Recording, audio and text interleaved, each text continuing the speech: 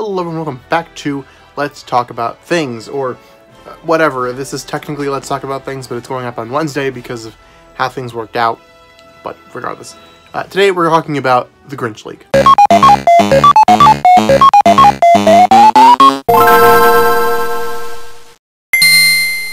Now, I do want to address some things before this video begins.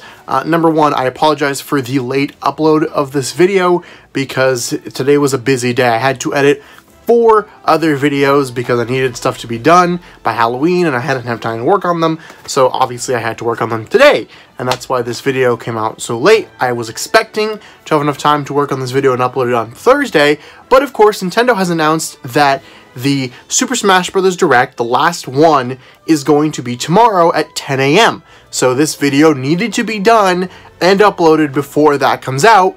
So my entire schedule got messed up, and this is why this is going out this late on a Wednesday as opposed to at a regular time tomorrow, because by tomorrow this video will be completely irrelevant as far as information goes. And like I said, of course, today is Wednesday. If you're seeing this tomorrow, seeing this after the Direct, I do not have the information revealed in the Direct. I have only the information I've compiled on my document up until Halloween, October 31st at 8:38 p.m. That is all I have. I do not have anything from tomorrow. I don't know anything that will be revealed tomorrow, and I will be making another video tomorrow to update and talk about the Direct, so we'll just wait on that a little bit. Before that said, let's jump into the actual leak, what it is, why I'm talking about it, and bada bing and all that nonsense.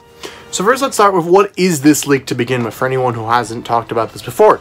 So the banner leak or the Grinch leak, whichever one you want to call it, was a leak that went out from somebody's Snapchat. Someone took a Snapchat photo of some promotional images for Super Smash Bros. Ultimate, a display or a wristband or something. We don't know exactly what it is, but that's kind of irrelevant. They took some Snapchat videos from presumably what is their job, posted it on Snapchat. Someone then pulled the video from Snapchat, uploaded it onto a Discord server, and from there uploaded it onto, I believe it was Reddit, maybe some other place, but presumably Reddit, and then it went around the internet. Now, the leak shows the banner we've been seeing after every Direct during E3 that we always see updated, and it shows the final banner with a bunch of different characters. This includes Banjo-Kazooie, Isaac from Golden Sun, Mach Rider, Geno from Super Mario RPG, the chorus kids or men or whatever, and the conductor with them, that is from Rhythm Heaven, and debatably also Skull Kid. If you look, and the image is here so you can look at it with me, if you look under Mach Rider, there is something that could be seen as Majora's Mask. Now, this could be Mach Rider's bike. This could be a grand number of things. Granted, it is a very weird place to put Skull Kid underneath Mach Rider like that. It's a little weird, but I figure it should be mentioned because it is something that is being debated, and we don't actually know if that's actually supposed to be Skull Kid or if it's just Mach Rider's bike or just a discrepancy in the image entirely. The image also showed off 2 Echo Fighters, and that is Shadow the Hedgehog and Ken Masters. Now, I'm not entirely sure that all the other characters aren't Echoes, but I feel pretty confident in saying they won't be Echoes and they would be wholly original newcomers, and that only these 2 will be Echoes just based off of the characters and what they would do. And a lot of these characters have Super Smash Pass episodes, so if you want to go look at those, I will have a playlist down in the description where you can go look at that and get more on these characters if that's what you would like. Alright, so the first thing I want to look at is a major criticism of this leak, and that comes from Artsy Omni, as well as a lot of other artists out there that are fans of Super Smash Bros., but Artsy Omni is really where I'm getting this from. And in his Leak Buster series, he took a look at the empty version of this banner that we got from E3 and the empty version that is in the Grinch Leak and compared them. And there are a lot of discrepancies. There are things that just do not line up no matter what you do to the image, and some people have argued that, well, it's because of the Snapchat and it's distorted because of that, but that doesn't really make any sense. The banner does not match. That is just outright, they do not match. Now, what people have been saying is, well, maybe they edited the banner. That's not completely impossible.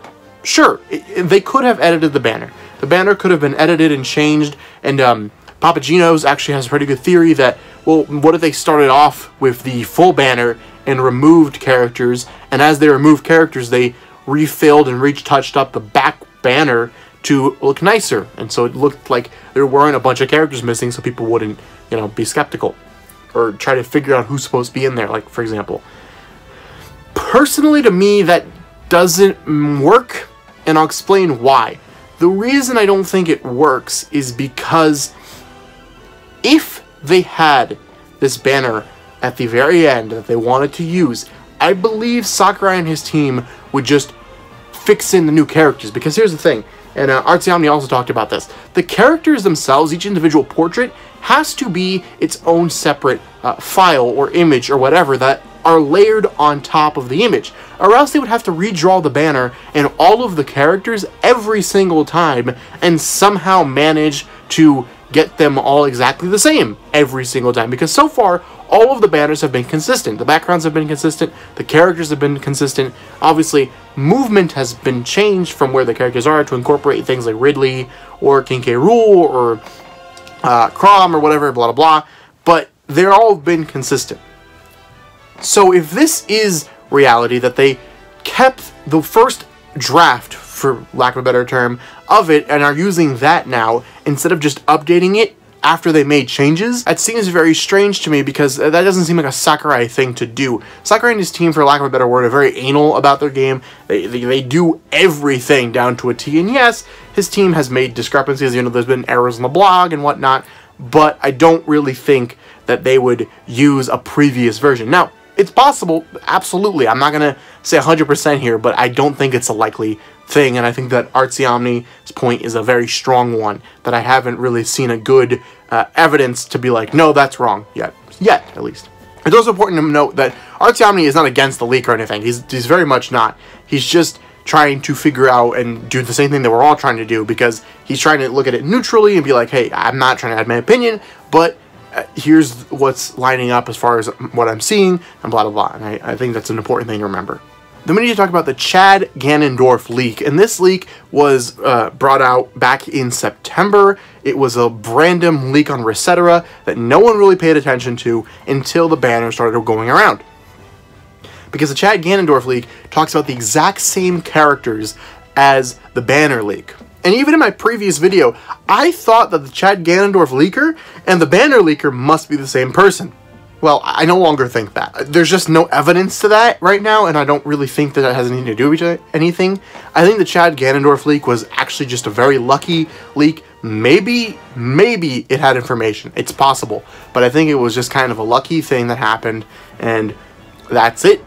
But the reason it's important is because leaker Tancit, who leaked Cloud being in Super Smash Bros. For Wii U and 3DS, commented a little while ago about there is a leak going around that the companies involved with this game are annoyed of. I don't know if he said a specific one. I'm assuming he probably got that information from someone working at Square, because he had Square Enix information before with Cloud, but, you know, I cannot confirm nor deny that. And it makes sense that if the banner leak is true, the Chad Ganondorf leak could have been what was annoying people, because it got all the names corrected. Especially since we know from people like Vergaben or LZ18 or other leakers that Square seems to be trying very hard to not have anything leak, because they are putting out multiple names of characters. That's pretty much confirmed at this point. I know I'm taking that as a thing that is true, because Vergaben has heard so many names. Papagenos has talked about this so many times, and I know he doesn't get any information, but I'm saying he's talked about so many times about how many different leakers talking about a Square character showing up, that it seems very likely, since no one wants to name that because they're afraid of, you know, getting their sources fired, that Square is giving different departments different names for different characters, and that's why. Presumably it would be Gino in this case, so even though they tried all that and it still got out, I understand why they would be very upset and very annoyed. And it's not crazy to think that Square would do this, to give a bunch of different character names. We've seen stuff like this, for example, with a show like The Walking Dead. In The Walking Dead, they filmed death scenes for all of their characters during the Negan thing. I don't know if you guys follow that series, but if you do, you know what I'm talking about. During the Negan kill, big, huge event thing that went on between, you know, took a season break in between, that they filmed everyone's death because they didn't want the character who actually died to get leaked. So we know that companies do this, and it makes sense, especially with someone like Square, who could be like, hey, this department, we're telling you Dragon Quest. This department, we're telling you Geno. This department, we're telling you Sora. This department, we're telling you someone from Final Fantasy. This department, we're telling you someone from, I don't know, Octopath Traveler. You know what I mean? And then whoever leaks and whoever gets the information out there, you know where the person responsible is, and you can find them easier and fire them easier. Because this is a huge thing and a huge problem for Square Enix, because it not only could hurt their confidence of Nintendo, but also just hurts them as a company, because why would you want your information out there before you're ready to release it? So now let's talk about, since we've already discussed the leak itself, let's talk about the new information that has come up after the leak was shared.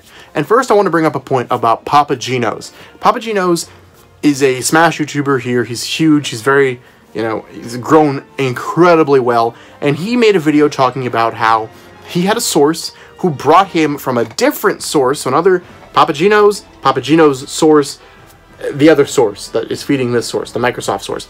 That Microsoft source told Papa Genos' source about their Banjo-Kazooie's in the game. I saw evidence, it's happening. Papa Genos didn't see any of this evidence, but he trusts this source based on who they are. He has not revealed who they are, and the source has not come forth to discuss who they are, so we don't know who that is. So yes, take it with a grain of salt, but I personally believe Papa Genos. I don't have any reason not to. The guy has been very, very forthcoming with evidence. He's obviously made a very, very, very strong case of why he's telling the truth. He demonetized video, which there's no reason for him to need to do that. I would not do that if I was in his situation. So he's gone as far to do that. He, first off, doesn't need the publicity stunt. His channel is doing crazy well. To give you guys a little idea here, I've been on YouTube for over 4 years. I have 200 subs. Papa Genos has been on YouTube for like 4 months, and I think he's already gotten to like 20,000 subs or something like that. It's something crazy like that. And it goes up very quickly. So why would he need to pull a publicity stunt? It just doesn't make any sense. Now, if the information was coming from someone like me, I think it's understandable that we would think that. But someone with 20,000 subscribers, why would they need to do that? It doesn't make any sense. And then demonetize the video. So he's not making any money off of that information. So that's just preposterous. I don't understand why if people are attacking him, why they would be doing that. And it's just dumb. But I do trust him. I do trust his source. And I do trust that the source is not lying. I believe that the source has this information. Whether the original, the Microsoft source is lying, I have no idea. But that is a good point for this. So Papa Genos has some sort of evidence, and Artsy Omni is backing that there's something going on. So right now we're even. Another thing we need to look at is that this one character keeps coming up all the time in leaks, and that is Incineroar. Vergaben talked about Incineroar. I believe LOZ18 talked about Incineroar. Everybody's been talking about Incineroar. Incineroar was one of the characters that everyone had assumed would be in this game at this point, because so many leakers had talked about it. And we're talking about credible leakers, and even, honestly, leakers that weren't credible. But people like Vergaben, who I trust that has information. I don't know if his information is always correct, but I think he's also not doing this for anything. I think he's just trying to legitimately put out good information.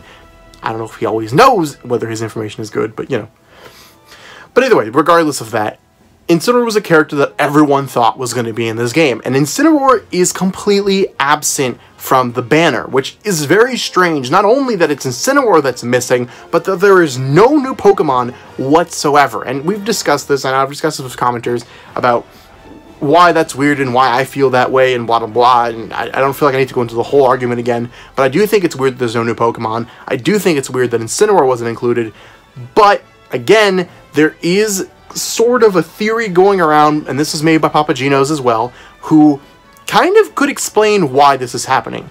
And Papa Genos' theory, which he's calling the E3 theory, is that Sakurai had a meeting with Microsoft, either, I don't know when, it doesn't really matter when, but had a meeting with Microsoft, and somewhere around E3, he got confirmation that Banjo and Kazooie were being allowed to be playable in Smash Brothers. He got the rights to do those characters, and that's why he made that rushed exit out of E3, because, remember, this is a thing that they even talked about, I think, on Treehouse, how he was like, I need to go, I'm gonna leave, I'm gonna go back to Japan tonight and get more work done on the game. And that could be because Sakurai's a workaholic, but it could also be because he's trying to, you know, get this character done in time. And with that being said, if that is true, he went back to Japan to work on Banjo-Kazooie and had to push a character back out of it because he just doesn't have time. And the character's probably chosen later on in the process because, one, Sun and Moon came out much later in the Smash development process, and he probably had to look at concept art to get Incineroar like he did with Greninja, so that's probably why this character was, you know, later on in this in development, and why he got pushed back either to DLC or maybe a free update or something, I don't know, but I think that the rationale makes a lot of sense. And on Papagino's whole E3 theory thing, there's actually more supporting evidence that I thought of that makes Incineroar more likely to be the one cut.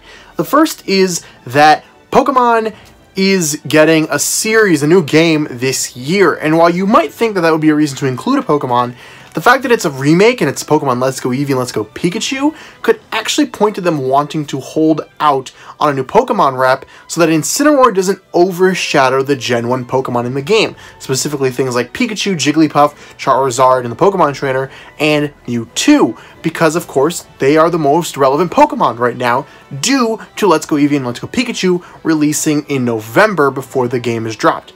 And on top of that, and using my same third Friday of November rule that I used for my previous prediction where I correctly predicted the release date of Pokemon Let's Go Eevee and Let's Go Pikachu, on November 15th, the Pokemon Generation 8 will release for the Nintendo Switch. That is less than a year after Smash Bros. Ultimate. That means that we'll get DLC characters by then. Presumably, if it looks like anything I did last time, we'll get Smash Bros. DLC for at least a year.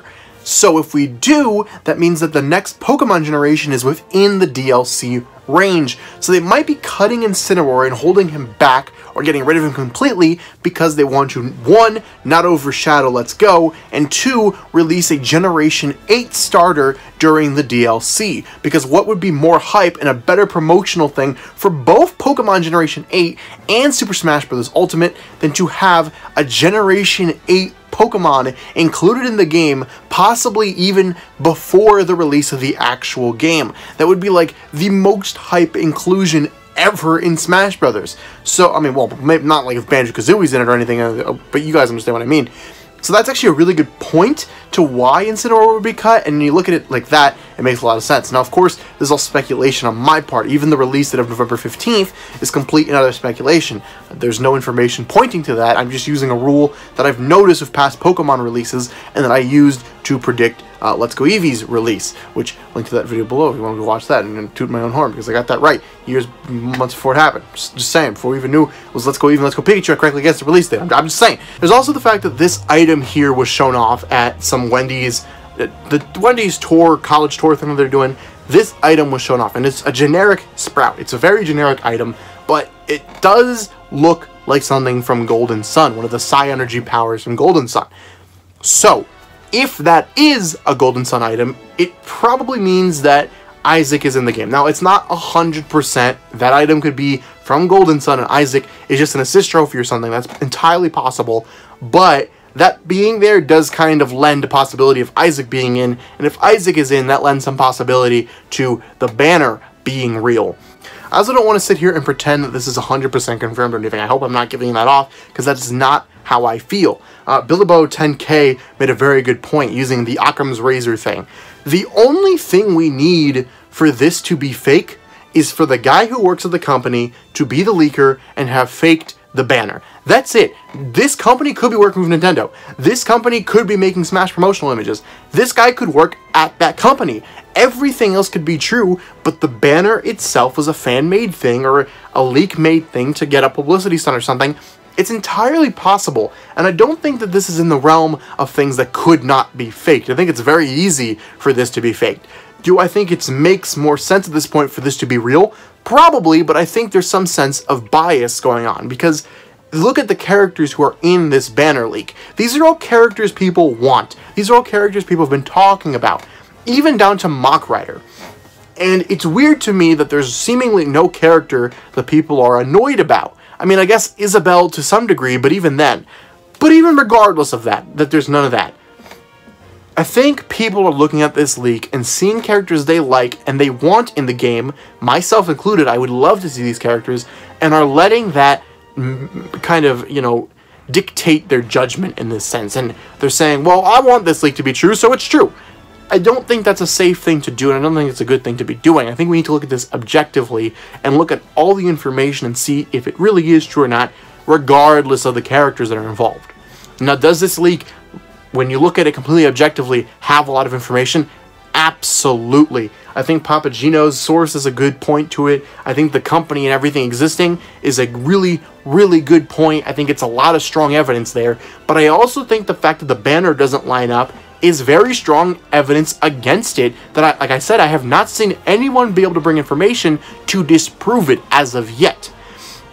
And it's not like it would be hard to fake these characters. We've seen fakes of the banner before, like the Bomberman image. We've seen stuff like that, where fans have just put in characters, so it's not a crazy thing to think that this person has faked this banner and just kind of worked out the background. Now, why he would have the empty background in the image and printed materials to do that, I don't know. That's where it starts to get a little confusing, because if this is just a fake leak, you could have just had the banner on a screen and it would have done the exact same effect. But I don't know. You can't tell anymore.